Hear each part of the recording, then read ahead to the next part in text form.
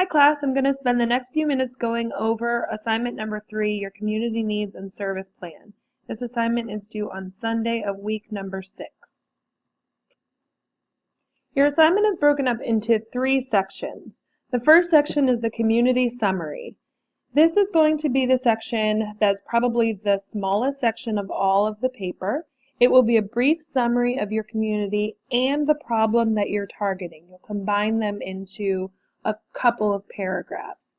This section is not intended to be a complete repeat of all of the demographic and quality of life data that you provided for your community. You'd want to be summarizing the important components that are most relevant to the problem you presented and lay the groundwork for how you will address it. You should include a little bit of demographic data in order to paint a clear picture about what the community looks like and what the problem is that you're focusing on in this paper, but you don't have to repeat several pages of that information as you might have presented in your first paper.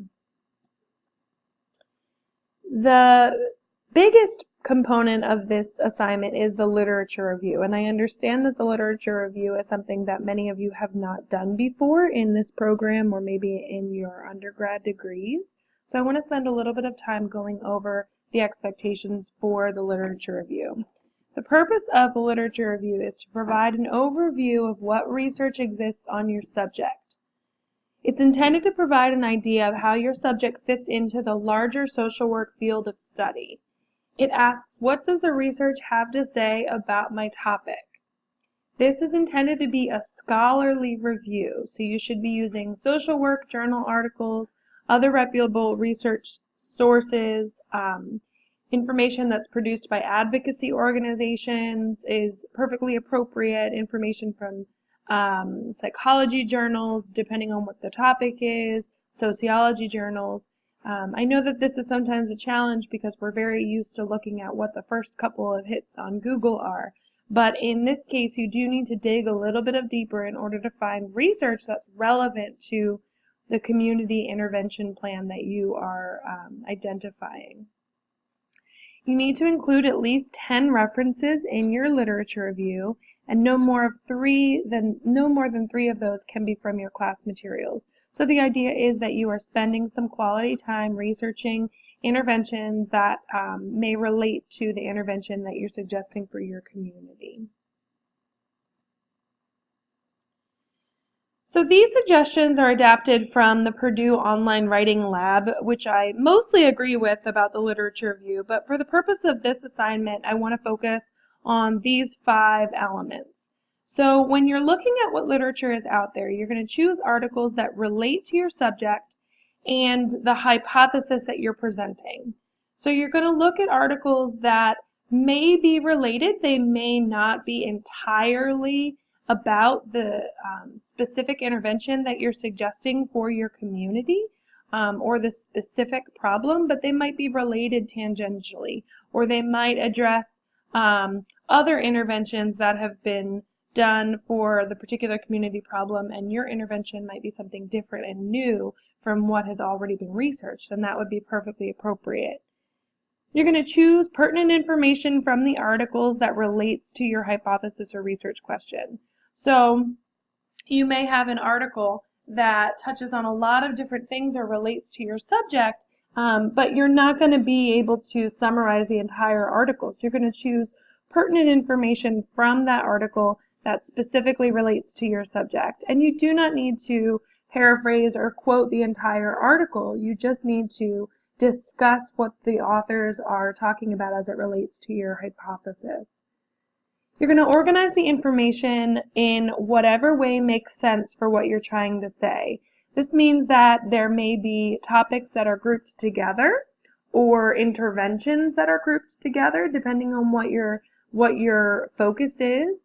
You may group information together by the subject. So for example, if you're looking at what the social work literature has to say about cancer research, interventions for family of cancer patients, you may look at articles that indicate that medication assistance is a primary intervention for families of cancer patients, or you may find that transportation programs are heavily focused on in some of the literature, and so you may want to look at what multiple sources say about transportation or what multiple sources say about medication assistance.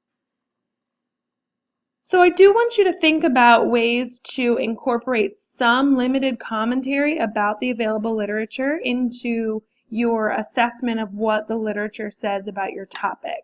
Some of you have done annotated bibliographies and may be accustomed to providing analysis about each particular source. And in this literature review, that's not what we're looking for.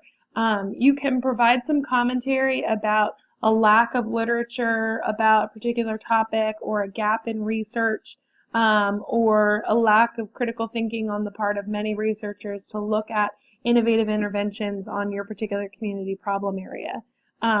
But keep it focused on the literature as a whole rather than individually critiquing each article.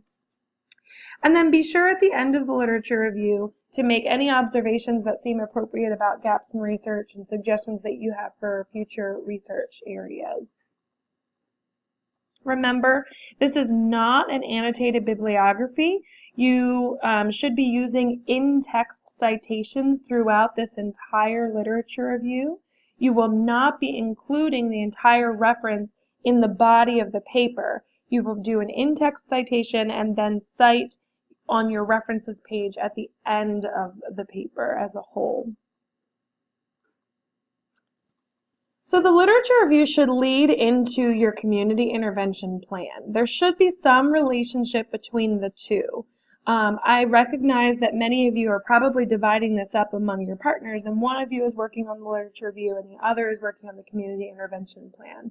So it's important to talk to one another about the person who has done the literature review. What kinds of things did you find? What suggestions did you find in the literature review about effective interventions, or maybe things that looked like they needed more attention, or things that worked or didn't work that you want to expand or limit in your community intervention plan.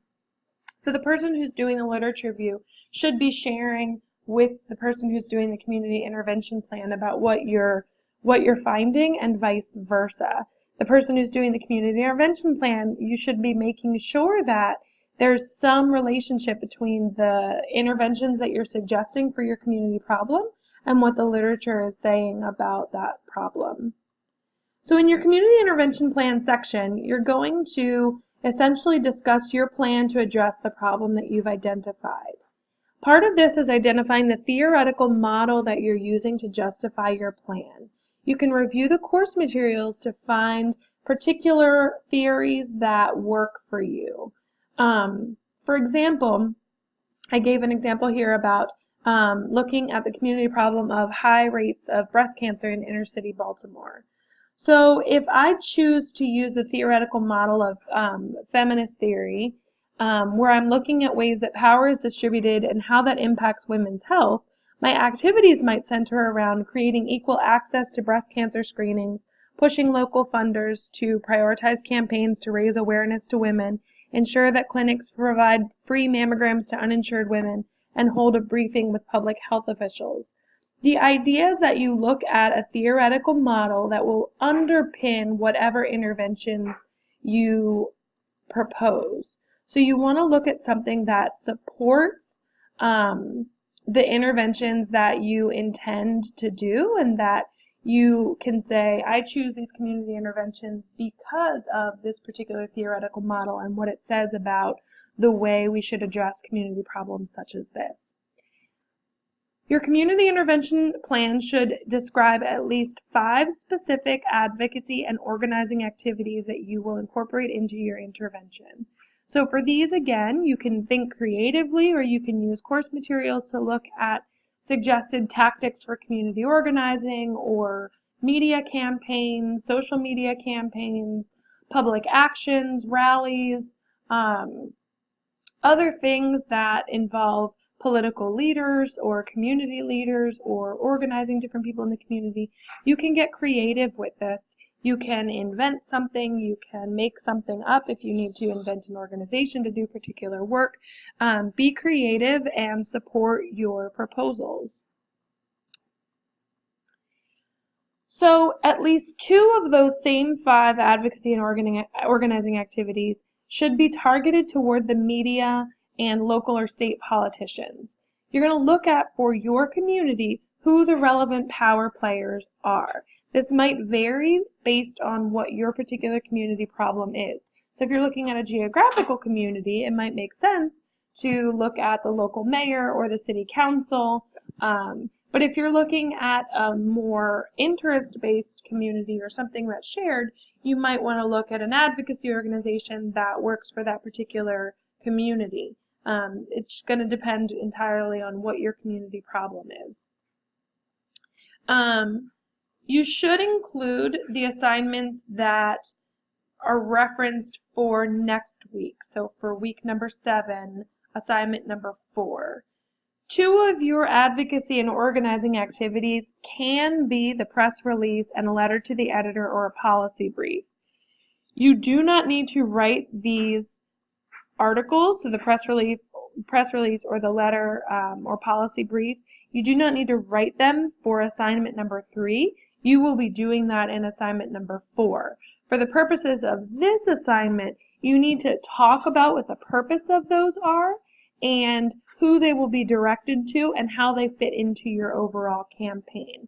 Use them as part of your at least 5 organizing activities and be specific about how you will be doing, what's the purpose of a press release or a media action, and who would you address. So who do you need to send a policy brief to? Why is that important?